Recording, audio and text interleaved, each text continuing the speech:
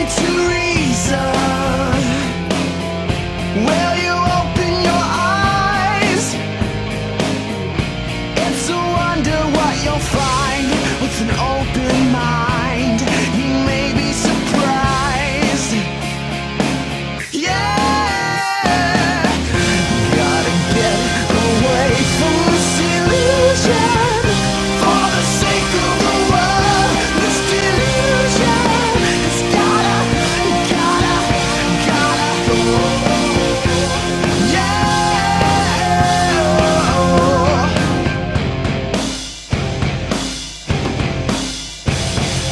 Hey everybody, welcome to the Atheist Experience. We are live. Today is Sunday, December 5th, 2010. I'm at Dillahunty, and joining me in the co-host seat is somebody we haven't seen in a while, Dr. Darrell Ray. Welcome back. Great to be back. We're always glad to have you down. As a reminder, today, well, I can't remind you about something that was supposed to happen this morning. So, see, this is the problem of doing live TV. Everything is broken, and it turns out that the promo intro thing is like the only thing that's professionally produced. We've had spills and disasters and shirt changes so that Darrell didn't disappear into the background and all kinds of things. And so we're hoping that you enjoy the live show. Also, and as a reminder, we're still in our reduced 1-hour format as opposed to the 90 minutes we used to have. So I'm going to make the announcements quick, and we would ask that when callers call in, that you try to get to your point quick so that we can move on to as many callers as possible during the time. We're sponsored by the Atheist Community of Austin, a nonprofit educational organization promoting positive atheism and the separation of church and state. For more information about the ACA, including a calendar of events and frequently asked questions page, you can visit the website www.atheist-community.org. In addition to this program, the ACA also sponsors a bi-weekly internet audio podcast. The Nonprofits for Yesterday was postponed. We'll be having it this coming Saturday instead, because yesterday Sean Faircloth was in town, and actually he's still in town, but we had a meeting over at the Unitarian Universalist Church to talk about the Secular Coalition for America, and we were really grateful for the people who turned up to that, especially with a venue change. If you missed it, we have it on video, and my understanding is that it'll be posted in the near future. Also, if you don't get through on the telephone today or you don't want to, you can email tv@atheist-community.org. That address goes to myself, the co-hosts, and most people behind the scenes. It won't directly reach Dr. Darrell Ray, but if there's something significant and you need to be put in touch with him, not only will we'll be able to give your email address, but we can, occasionally forward things as well. We get so much email that we can't possibly respond to all of it, and we appreciate the fact that some things are just going to fall through the loop. We're not necessarily trying to avoid anybody or hurt anybody's feelings, and we're very grateful for all the people who appreciate the show and write in to tell us about it, but answering all the emails is just not possible. After the show's over, we get together for dinner at Threadgills, 301 West Riverside Drive. Any atheist or atheist-friendly person is welcome to come to that or any of our other events. You do not have to be a member to attend, and we'll probably mention that again 3 or 4 times throughout the show, assuming I remember, which isn't always the case. So you're back in town, and we talked at the Texas Free Thought Convention, and we got a chance to hear you speak there. For those who don't know, Dr. Darrell Ray has been on before. He's the author of The God Virus: How Religion Affects Our Lives and Culture, and you've been going around for a while talking about this, but also talking about the recovering religionist thing that you've done. And so I know you want to talk about those things a little bit, and also I promised everybody that we were going to talk about sex and religion, because I know that that's an interest of yours as well. So I'm just going to turn it over to you, and you can talk about the things you want to talk about, and we'll get to calls whenever we can. Okay, well, good. Thanks for having me on. This is fun to be back here again, and to talk about religion and how it infects people's minds. And we're going to talk about sex today, and the sex part of it is very important. As I've talked about in the God Virus, most religions would collapse if they didn't have sex to work with. So one of the things that I wanted to kind of explicate before we really got into the phone calls is how religion and sex go together. And I guess I can just go with that, if that's okay with you. Sure. All right. Well, I don't know if you've ever noticed it, but almost all the major religions are consumed with sex. They have all this energy around sex, but it's almost all negative energy. They say you can't do this, you can't do that. You have all these commandments and rules and guidelines around who you can have sex with, who you can't have sex with. And imagine if religions if you took religion, sex out of religion, what would happen to the religions? Most of them would collapse. I mean, can you imagine the Pope saying one day, "Wow, I had a great wet dream last night. I think we should let masturbation be legal"? Probably not going to have that happen, I don't think. Or Ted Haggard saying, I don't know. He started to waffle on condoms he a little has bit. On condoms, so yeah, he may prove me wrong. Can you imagine the Pope masturbating? He's a little bit old for that, maybe. I don't know. I don't want to imagine the Pope masturbating. Well, then imagine Ted Haggard, our friend in Colorado Springs, who is now back and starting his new church again. Because he's completely heterosexual for like the second or third time. Yeah, well, he got prayed over by all these fundamentalist ministers, and they cured him of homosexuality. They didn't cure him of the methamphetamine addiction he had, I don't think, but who knows. But anyway, he's cured. Thank the flying spaghetti monster that he's healed now. And so he's starting up. But can you imagine him saying, well, here's my partner, and it's a male, and we're going to come out as gay? You know, what would happen to the evangelical movement if they started accepting gays equally? It's like a fundamental, basic building block of the gay. Right, and interestingly, a pastor has recently done that. In Atlanta, yes. Right, and he was the bishop over several other churches, and those churches immediately left. Wow. So he's under some pressure already. I mean, of course, he's a megachurch minister, and he'll probably survive fine. And we saw, of course, the megachurch minister, what was his fellow name down in Atlanta, who was kind of involuntarily outed because it was found out he was coercing some of his parishioners into having homosexual sex. Oh, is that Eddie Long? Eddie Long, right. Yeah. Yeah, I forgot the name. Which we haven't confirmed yet, so it's still just allegations. Yeah, it's allegations. Lots of allegations, though, from several different people. But if you put all that together, it shows that sex is a really important part of any religious propagation. And it's all put together with respect to guilt. You have to have guilt in order to have a good religious system, if you will. And so you see Catholic guilt and Protestant guilt and Muslim guilt, and they're all guilt around sex. But if you took sex out of it, those religions would probably collapse. So I think just the thing I wanted to open up with and talk about briefly is how does guilt go along with religion? And what if you didn't have guilt around sex, what would happen to the religion? Just have your viewers kind of think about that as we go through the thing. So Okay. that was all I had to say, I guess. Unless you got more questions. No, and I'm sure we'll talk about that and other things as we go on. But, Okay. I mean, if you want to go ahead and get started with callers, there's somebody who called in earlier kind of to specifically talk about this subject. Rich in Seattle, you there? Yes, I'm here. Hey, thanks for calling. Absolutely. Thank you for letting me be on. Just a little bit of background. I was a pastor in Texas for 20 years, and in that 20 years, counseled every man in my church about an issue where they came to me and said their wives would never have sex with them. And I understood that because I was in a relationship, a marriage of 20 years, and only had sex 12 times in those 20 years. Now, I'm no longer a pastor. I am vice president of Seattle Atheists now, so I've come a long way. But do you find it that common that you have that issue with women absolutely shutting down completely, and every single man in the church at one time or another was in my office saying, what do I do to fix this? Yes, it's a very common problem. If you think about it this way, humans are sexual creatures. We are incredibly sexual. In fact, we are more sexual than almost any mammal on the face of the earth, maybe with the exception of the bonobo apes. And the way we understand that is, think about how many times a human being has sex per live birth. And you got to look at it over a lifetime. So if a couple has 2 or 3 children, in their entire lifetime, how much sex are they going to have? And let's include masturbation. So you got intercourse and masturbation.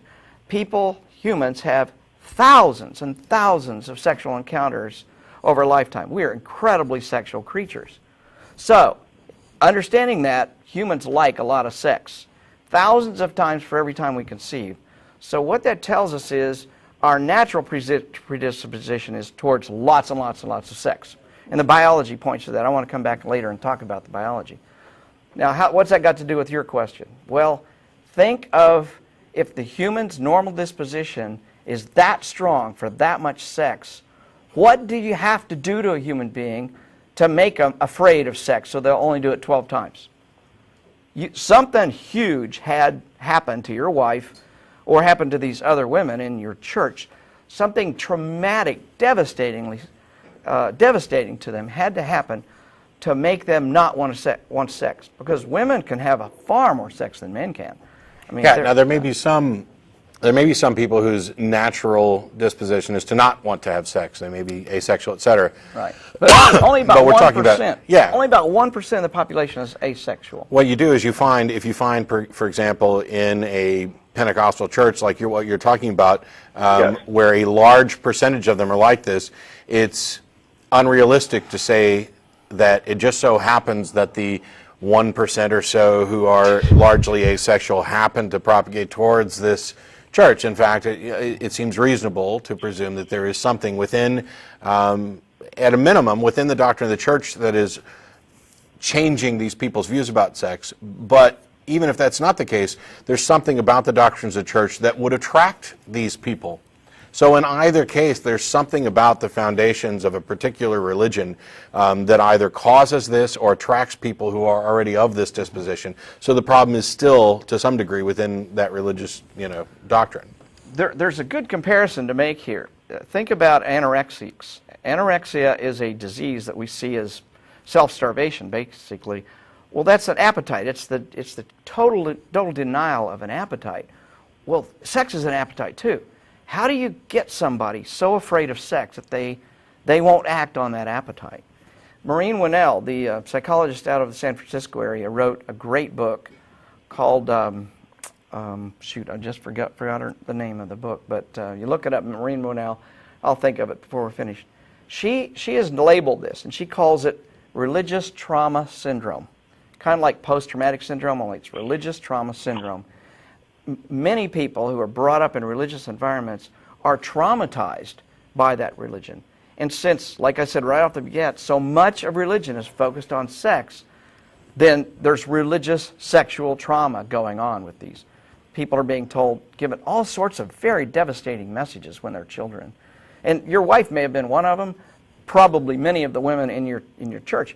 But not just the women, men too. Men have these problems as well. You just happen to be a man that men were coming to. I don't know if the women came to you, but I'm sure there were women that could have come to you and said, my husband is afraid of sex or can't have sex except in a certain way. And I never had a woman come to me and say anything like that. Never had one of the women from the church approach me at all. But back to what you were saying earlier, the church, there was extreme anti-sex messages. I mean, sex is just plain wrong, except by two married adults. And, of course, it is so hammered into people. And I think also in the particular church I was in, it was also a bit of control, a bit of mind control. Yeah. So much of it was misogynistic that it was a way that the woman could actually assert some authority. Yes, absolutely. And that is oftentimes the woman's only outlet is to stop having sex with somebody, with their husband or, whatever. So, yeah, you're right. And quickly to touch on a couple things, because I got the chance to talk to Marlene Winnell when we were at the Free Thought Convention as well, and we've talked about it a couple times. And what she specifically deals with religious trauma syndrome are people who have escaped religion and are finding life entirely unmanageable and suffering depression and other things as a result of what's happened with religion. But I think Darrell's point is good in that the things that cause this religious trauma syndrome once you've escaped are present while you're in it. Absolutely. And it is this turmoil that's causing this problem. There are a number of churches whose position is that sex, as you point out, is exclusively between two married individuals and for the purpose of procreation. Now, what that does is it takes on one of either two forms. You either end up in a relationship where the only time you're having sex is if you intend to bring a new child onto the planet, in which case you might only have sex 12 times in 20 years. And the other extreme is to do what the Quiverfuls are doing, which is to just have sex all the time and spit out 18, 19, 20 kids, which is another problem in and of itself. And obviously they're not as traumatized about sex as other people are, but the degree of kind of social irresponsibility there is something else to be addressed. So when you, in your counseling with these guys, obviously you've since changed your position. I would imagine not only with respect to your religious beliefs, but also regarding sex. But yes. while you were working there and counseling those men that came to you, and you were in a similar position, how did you deal with that? That was very difficult because, as you mentioned, I was in a similar position, so I couldn't say, okay, here's what you have to do that'll fix it all up. We took the traditional power-proven religious approach of, brother, let's pray about it. Yeah. And, that didn't help them any more than it helped me at all. You mentioned Maureen Winnell. Do you mind if I plug my podcast? Because I also Sure. deal with cult recovery and some of those issues. Go right ahead. Okay, it's Living After Faith, and you can find it at livingafterfaith.com. And basically, I was diagnosed with PTSD. I'm not familiar with the syndrome she is talking about, but I was diagnosed with PTSD. And in the last 5 years have come through a lot of stuff. And basically, the focus is talking about how you can live positively after you come through this and how to get through it.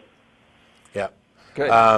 And we talked about Darrell's organization, Recovering Religionists, and you've got the Living After Faith, and Marlene's dealing with the RTS. I'm glad to see that there's a lot of people recognizing that people who give up or feel that they have to, or by necessity give up their religious beliefs, are put in a situation where they often lose their support from family and friends, their entire social network, their worldview becomes dramatically altered. Now, after I stopped believing, I spent a good deal of time reconsidering all of my beliefs, because all of my fundamental beliefs about morality were directly drawn from the particular doctrines that I believed when I was a Christian. And so when I went through and rethought these, some of them stayed the same, but for different reasons, because I needed a different foundation for those. Some of them changed a little bit, and some of them changed dramatically, and it's because I actually, made a conscious effort to go through and say, okay, not only do I want to believe as many true things and as few false things as possible with respect to religion, but I want to make sure that my beliefs about the rest of the world, including morality, and my positions on whether something is moral, immoral, or amoral, match up and have a rational support base that's about evidence.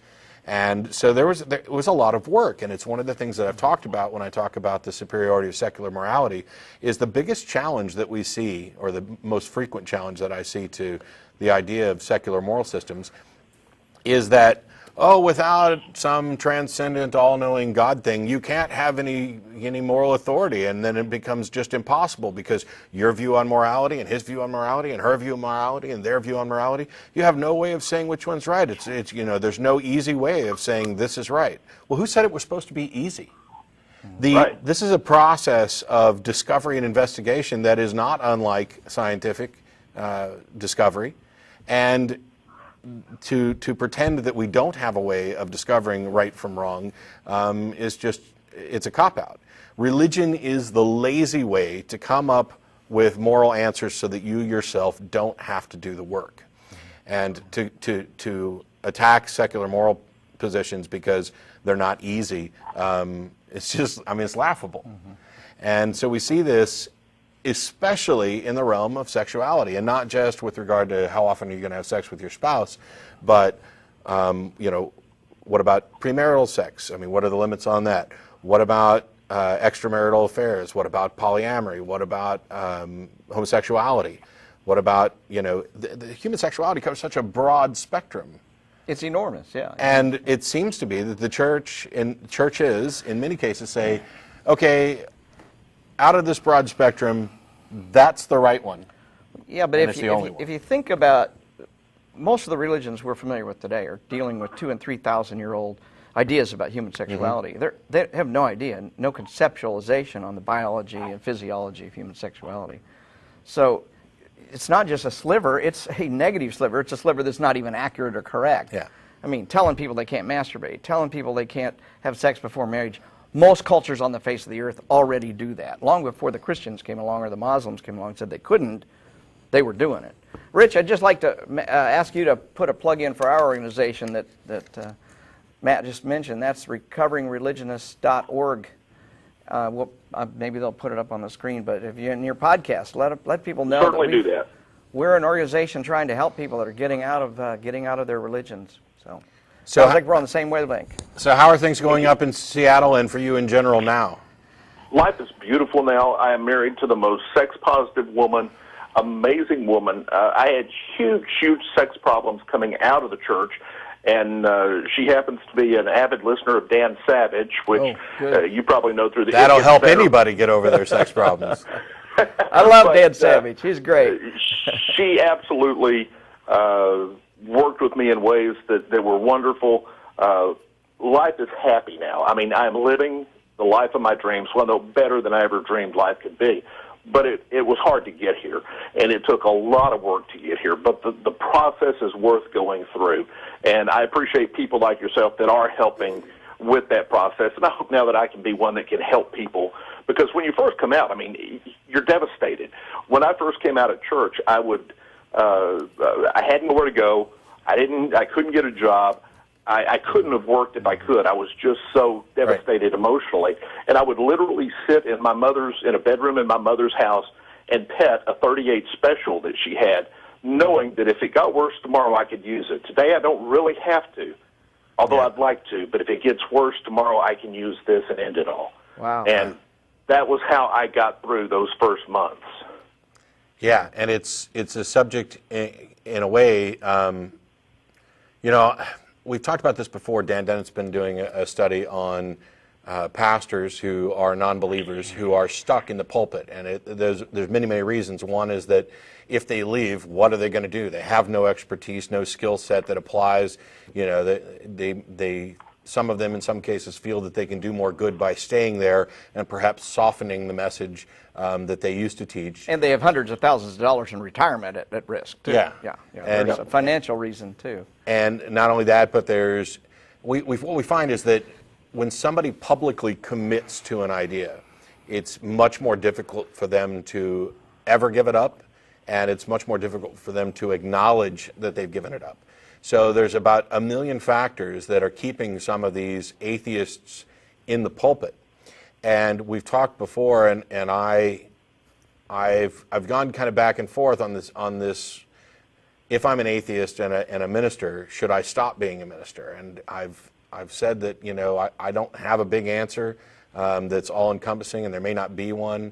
I'd like to see every atheist who's currently a pastor stop being a pastor, stop preaching things that they do not believe are true, stop encouraging youth to make the same mistakes that they've made. But I also recognize that there may be some benefit to softening the message, to working with people, to being in there and saying, I have a slightly different perception about God than even our doctrine does. So, I mean, I definitely applaud you for not only, seeing reason and then having the courage to give up your position as a pastor, but also navigating your way through, severe suicidal depression afterwards. The fact that you've come out the other side,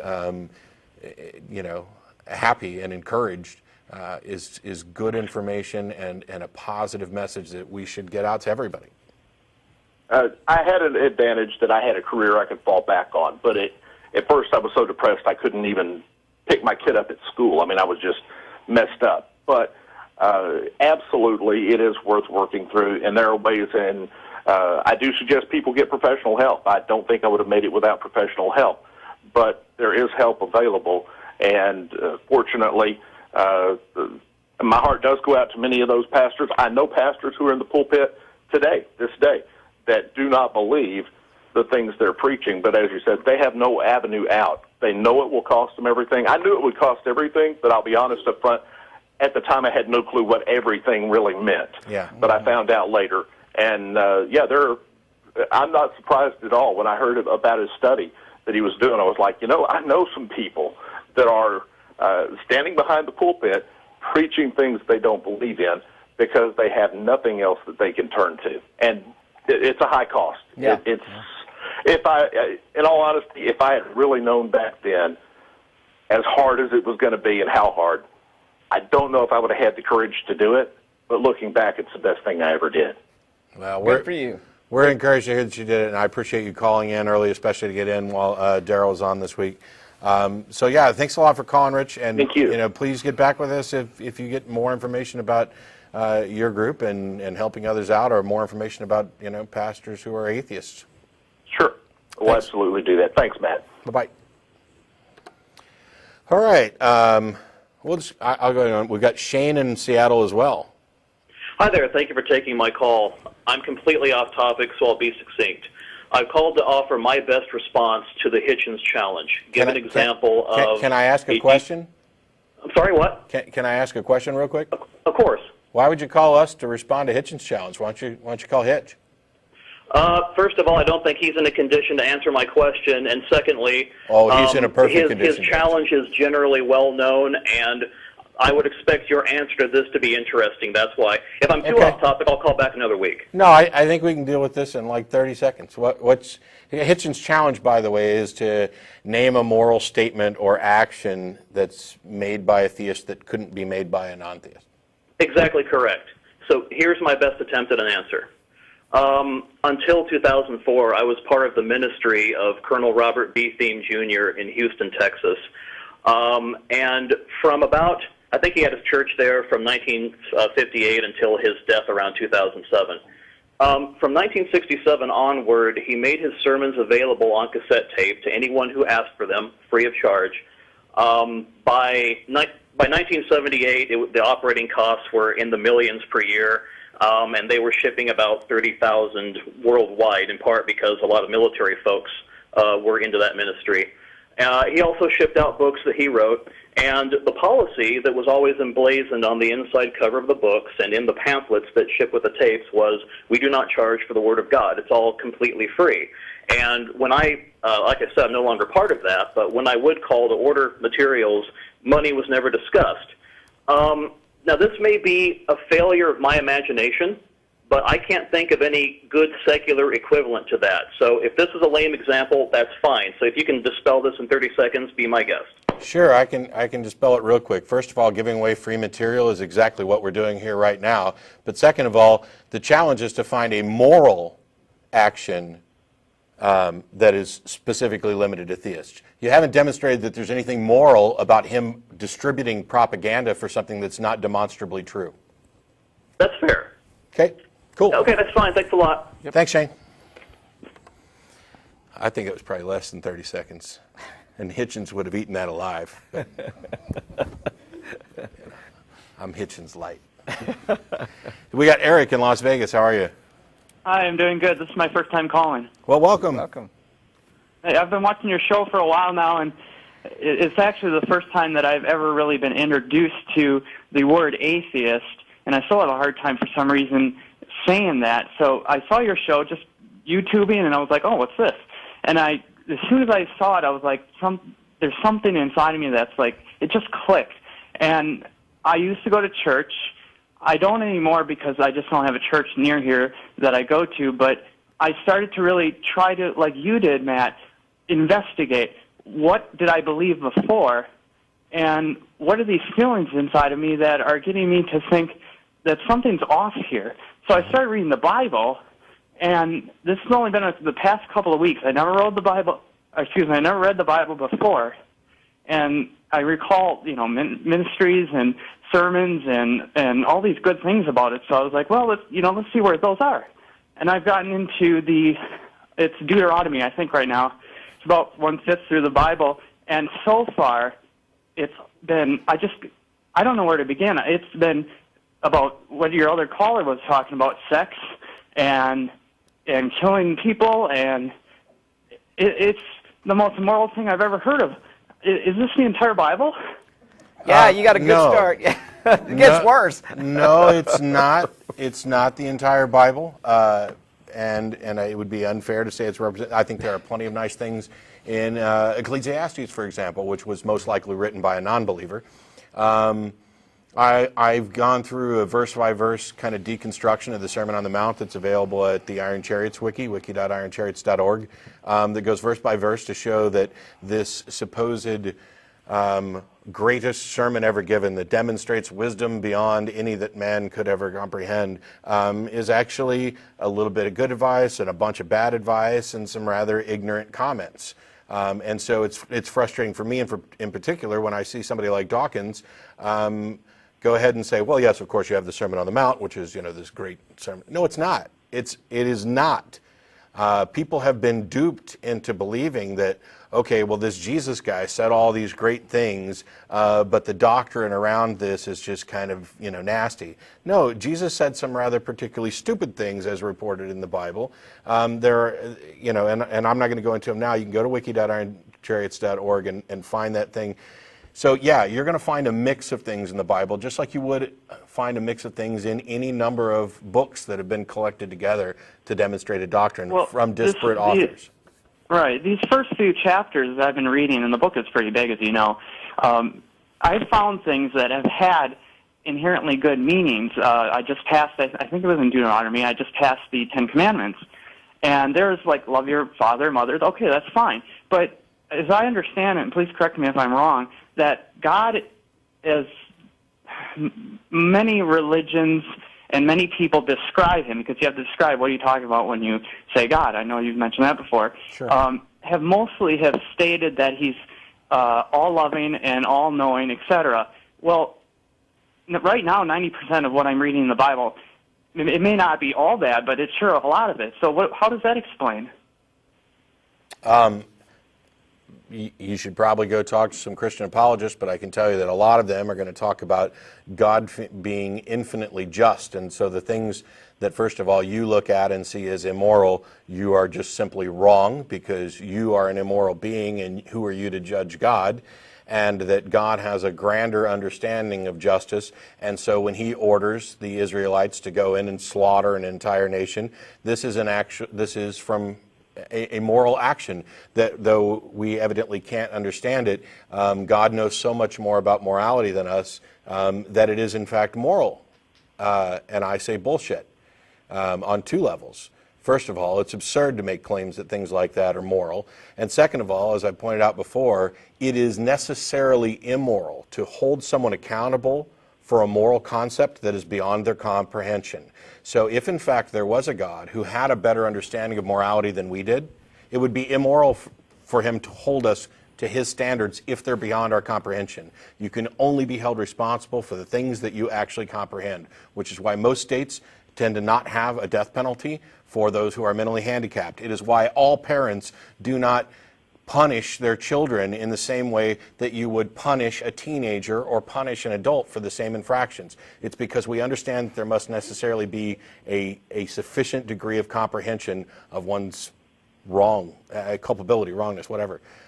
So the answers you get from apologists, it's double talk. It is, well, God is, so mysterious and he knows so much more than us that, I realize some of these things are difficult for you to understand how God could do this, but he's God. Okay, so what? And I don't understand how somebody, and I'm still struggling with this, is why I'm calling. I don't understand all the things I'm reading, how somebody like that could really seriously believe themselves. I'm having a hard time. I was on the fence for a while, and I still am in a sense, because I have this somewhat, you described this in a few shows, this fear of going to hell and stuff, which I haven't read in the Bible yet. I haven't gotten to that part for some reason. But it feels like a really scary story, and that's it. Unless I'm wrong. In some aspects, I mean, I'm not disagreeing with you, and I don't have an answer for how people necessarily buy into this. I know that there's a lot of cognitive dissonance, a lot of logical errors. Darrell's talked about the protective mechanisms that go into the God virus. I don't know if you want to kind of address that real quick, but it circumvents reasoning. yeah, once the God virus has gotten in your head, it really doesn't matter what evidence is presented to you. It's almost impossible to see it. Remember, every argument you just heard Matt say could have been said about a Muslim defending their religion as well, or a Hindu or a Buddhist, any number of religions. They all use exactly the same arguments. So keep that in mind as you're reading through the Bible. You realize, okay, this is a pretty scary story, but then go read the Quran. It's a pretty scary story too. And read Joseph Smith and the Book of Mormon. It's a pretty scary story. They're all scary, and they justify this incredible amount of genocide and misogynation and all sorts of what I would call immoral behavior, because this God is ultimately just and knows far more than we do. So, And on that note, Eric, I guess I'll send you back to keep reading a bit because we don't really have the answer that you're looking for. So finish reading it. I don't know, do a book report and get back with us. All right, thank you. Thanks. Whoops, I might have hit the wrong button there. We got Andrew here in Austin. Hi, did you read Matthew 5:27 and 28? Sure, I've read the whole Bible several times. Okay, do you know what it says there? Is that the passage about adultery, where it's not doesn't just have to be physical adultery? If you look at another woman, another man's wife with lust, you've committed adultery in your heart.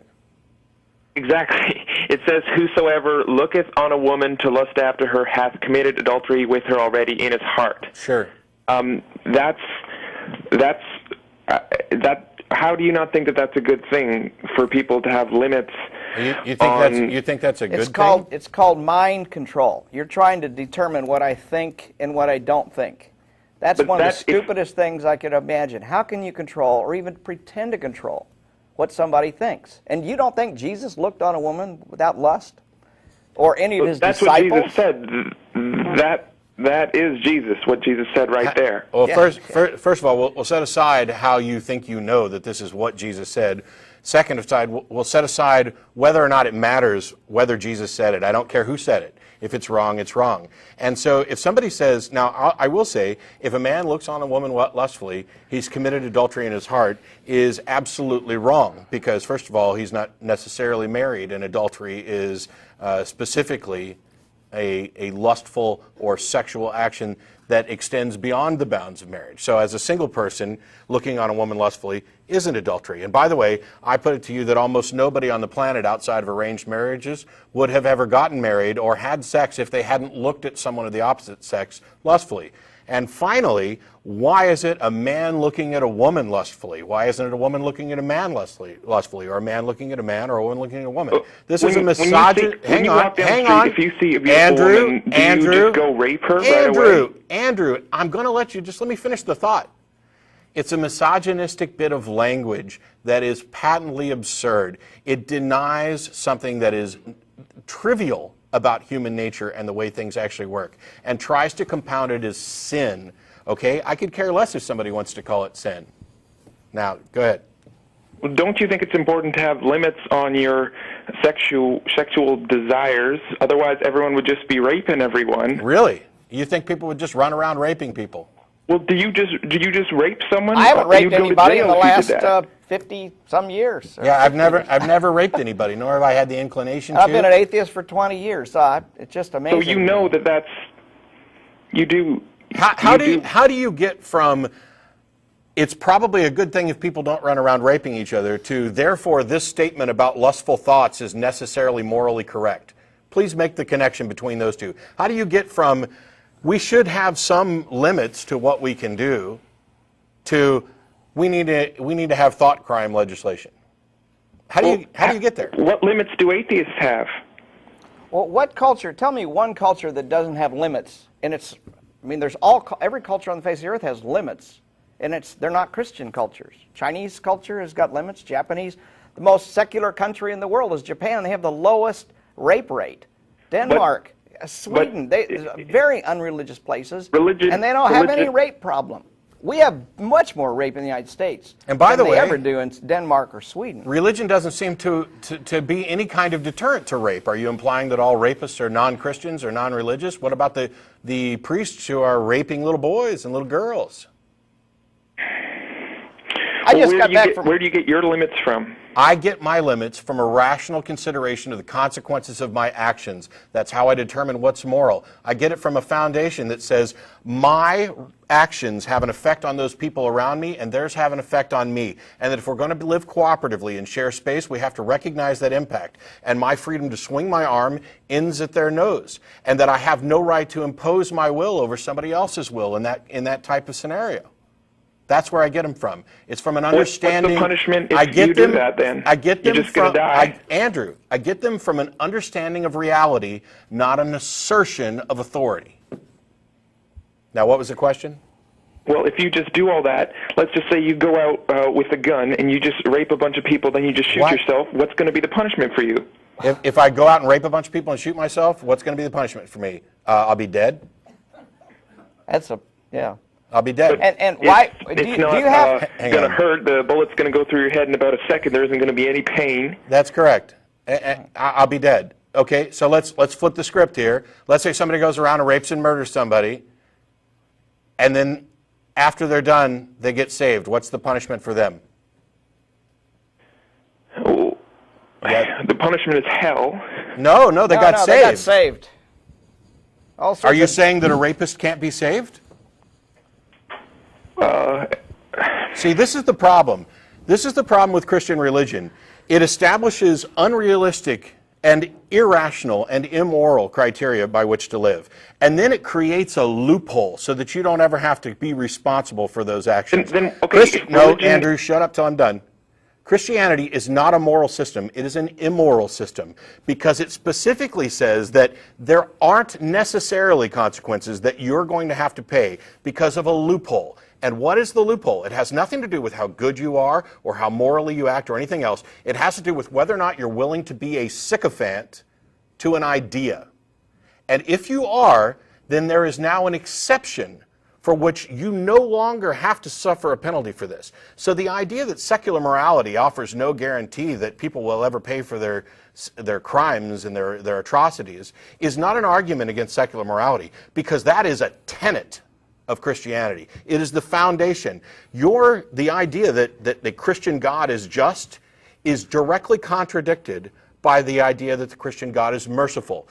Perfect justice and any mercy are necessarily directly in contradiction, because mercy is a suspension of justice. So do not pretend that your religion is moral and just and then try to attack my position, which is based on reality, because somebody might rape people, shoot themselves ahead, and then not get punished. That's asinine.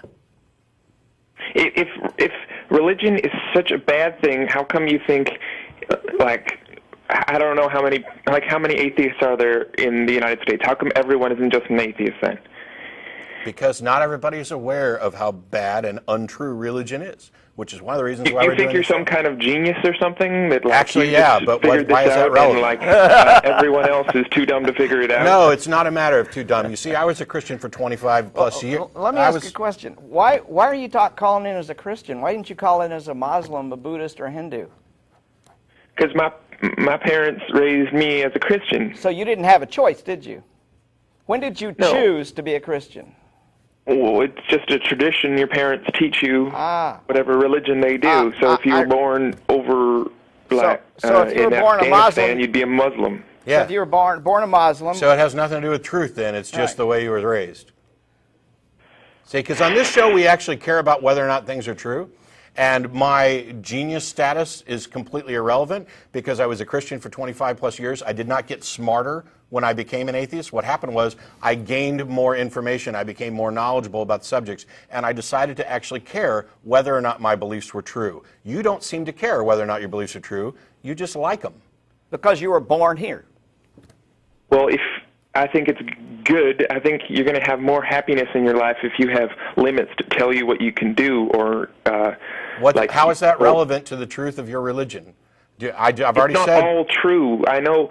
I was talking to people on the chat here, and they said, well, they're read the Old Testament. There's all this genocide and stuff, and I was just saying, well, you don't have to read the whole thing because you just read, for example, what Jesus said. Okay. You don't. So are you saying? I tell you what, we already talked about this earlier. Not everything that Jesus said is true or good or smart or wise either. So why would you care at all what any of them have to say? You're not concerned about truth. You've already just said you can pick and choose and toss aside the things you don't like. So you're inventing your own version of Christianity. So why not just chuck it aside and go ahead and invent your own secular moral system? You keep talking about how we don't have limits. I have plenty of limits. And we live in a society that has plenty of limits. As Darrell's already pointed out, most societies have limits. You keep going to this slippery slope thing of, well, if there is no, 10 Commandments or Jesus or whatever, then you've got no limits. You'll just run around raping and killing people. Well, that's already demonstrably false. And there have been multiple studies that actually investigate the correlation between the religiosity of a society and its societal health. And there is always a strong negative correlation. The more atheists the society, the better they score on societal health factors, from everything from teenage pregnancy rates to STDs to happiness to wealth to murder, rape to healthcare. Now, go out and do some actual research that contradicts this, and then you might have a case for your assertion that I think you'll live a better life if you're. No, you won't. There's no evidence to demonstrate this. This is wishful thinking. Just as not only have you gone and said, well, I'll pick and choose what I want, you've done it in a way where you're just trying to support your own wishful thinking. And until you actually come up with evidence, and until you demonstrate that you care about the truth, we don't really need to waste any more time on it. And I guess we won't. We got Christopher incoming. How are you? I'm doing good. How about you? Fine. Okay, I'm going to get to this point real quick, but first of all, I got to say the sex thing that you guys have been talking about, the first thing that came to mind was very Orwellian in nature. Yeah. Just the fact that they're trying to hold everything from you, make you think about everything that you do, all that. God's got a spy camera in your bedroom. He's like a colossal pervert. Well, that's what God is, isn't he? He's Big Brother. Jesus is a voyeur, and he's watching you all the time. That's what I was taught real early in my life. It's the craziest idea. And ceiling cat, too. Yeah, ceiling cat. There you go. That's exactly why I came to the thought of George Orwell and the Big Brother scenario. Yeah, right. But anyway, my question was, a friend of mine, she's kind of a deist with tints of Christianity. Now, she's one step away from this realization that there is no God, or at least in the atheist sense, that there is no proof of this. Mm-hmm. And the one thing that that's really holding her there is the fact that she's petrified of there being no afterlife, of there being nothing after this. She's got this fear that just grips her and keeps her from looking at the scenario logically. Well, let me just throw out here. What you're describing is what I call a death neurosis. We're all afraid of death. That's a fairly normal thing. You're as sentient human beings that have a consciousness, we are concerned about the end of our life. And there's nothing wrong with that. What happens in death neurosis is somebody is created, there's a heightened fear of that death brought about, oftentimes through religion. I don't know, you didn't mention religion with this woman. Is that the case? She claims to be a Seventh-day Adventist, but it's very light. She acknowledges that a lot of the stories in the Bible are metaphor. Mm-hmm. They aren't taken literally. She was raised human hands made it and all that. She was raised Seventh-day Adventist? Hmm? She was raised a Seventh-day Adventist? Yeah, her father's a minister. Oh, okay. Yeah. Okay. Fundamentalist churches and Seventh-day Adventists are very fundamentalist, are very big on death, fear of death. You're going to hell and you're going to burn in hell and all that sort of stuff. Well, the thing is, she doesn't believe in hell. Oh, no. As I said, she's mostly a deist with hints of the Christianity. But what I'm suggesting is she was taught this at the age of 5 to 7 years old. Oh, yeah. Yeah. That you acquire this infection that I call the God virus at 5 to 7 years old. It is pre-conscious. It's long before what I call the rational immune system is mature enough to evaluate this information. So this information was poured into her head about her going to hell. She's a bad person, original sin. I mean, you name it. There's tons of things that Christians get dumped on when they're 5 to 7 years old, plus or minus a few years there. And it's pre-conscious. So she's dealing with a neurosis that goes right into the most deepest part of her consciousness, and something she was not aware of when she was being taught. And Seventh-day Adventists are pretty vicious about this in many ways. It's a pretty strong fundamentalist principle that they follow there. So what I'm saying is, you're probably not going to get her out of it. She may say she's a deist, but... No, I basically gave her that label because she acknowledges that a lot of the Bible isn't the hand of God. Until she sits down with somebody with some professional skills around this. Yeah. And non-theists don't go to a Christian counselor, because unfortunately they will reinforce it. Even inadvertently, they'll still reinforce it. Until she does that, she's probably not going to get over this. It's pretty deeply embedded. If you think about it, You learned your language about that same time. You know, we were learning our language from the time we were 1 or 2 years old up until about 10. And think how deeply language is embedded in you. Now let's say at the age of whatever she is, 30 years old, 40 years old, we say, now we want you to learn Chinese. And we want you to learn Chinese as well as you learned English. It would be almost impossible for her to do. Very few people could do that. Well, that's what you're asking her. You're saying, we want you to unlearn this deeply embedded God virus that you learned at 5 to 7 before you were even aware of it. It's just almost as hard as learning a new language, just unlearning it sometimes. Or Yeah, in some I cases, haven't been pushing it on her. I've just been, letting her see some of the clips from shows like this, listening to a little bit of Richard Dawkins, things like that, trying to make her think logically, just step by step.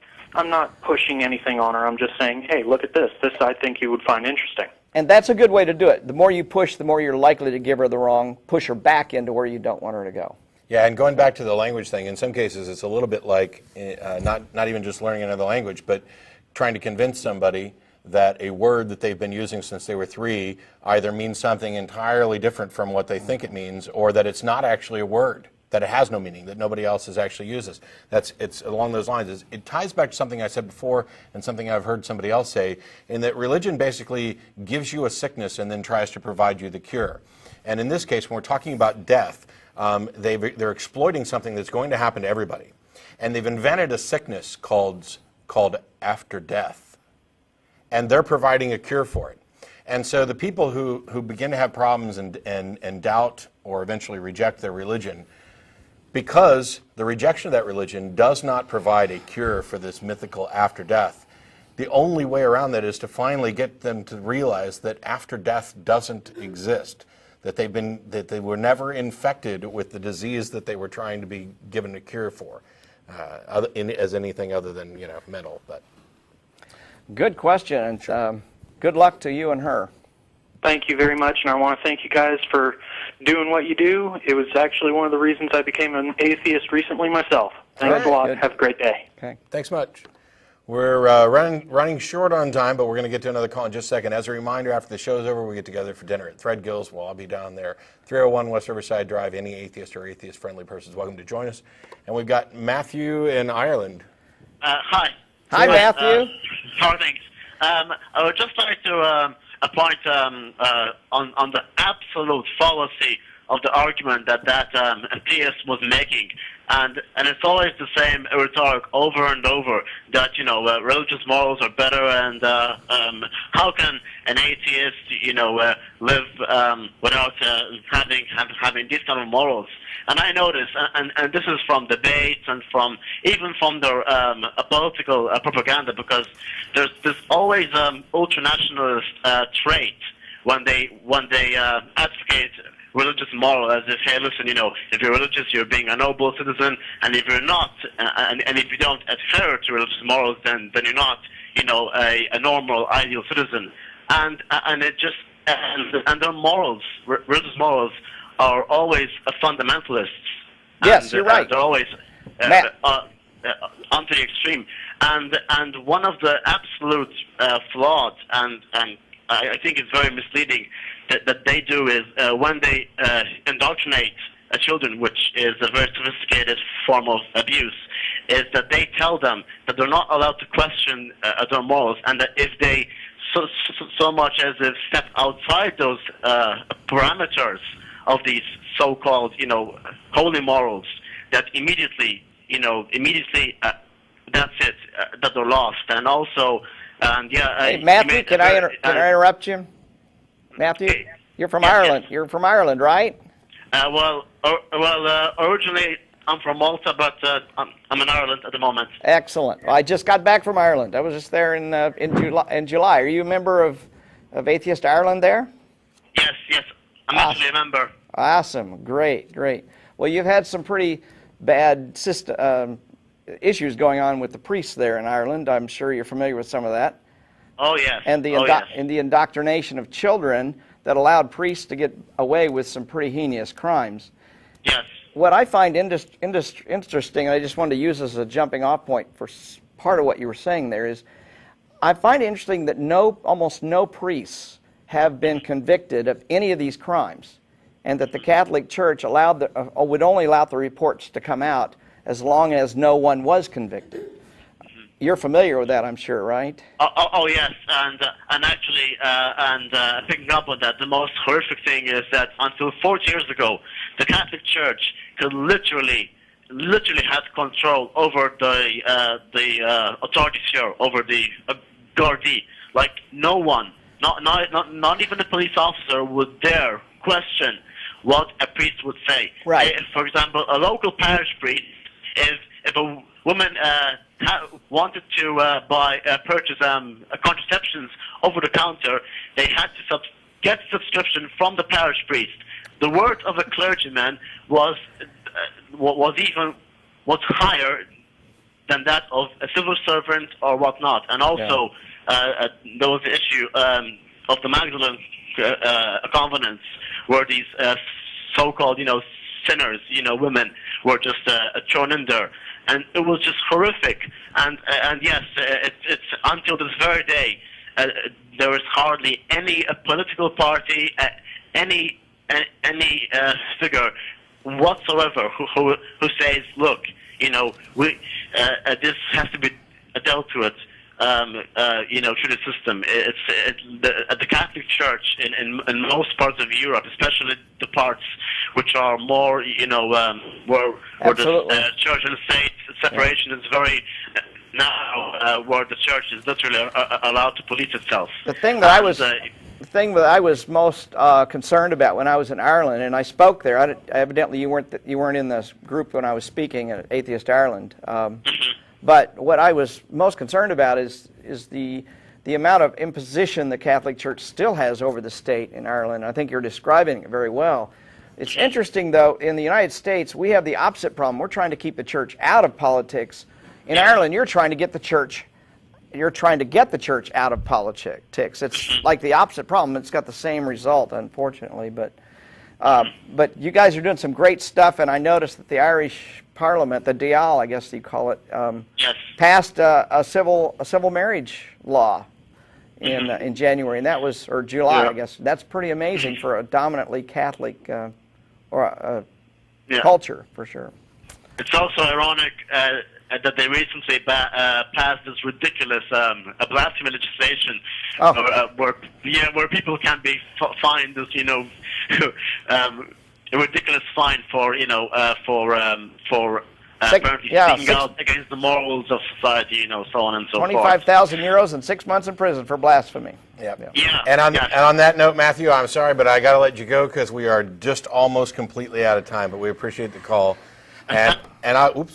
I'll go ahead and we have like 1 minute, so I'll give you like a few seconds to make sure your website gets addressed. Yeah, I'd just like people to take a look at recoveringreligionist.com and look at the opportunity. Maybe you could start a group in your area.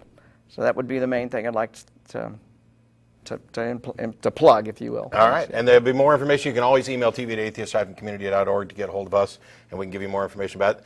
There's the list of the crew right there who make the show possible and get here early and fix all the technical problems, especially when I spill water that almost destroys microphones and things like that. We will have a show next week, and that'll be the last show of the year. We'll be off for 2 weeks and then returning in January. And you can check the website, www.atheist-experience.com, for information about the schedule and who's coming up and when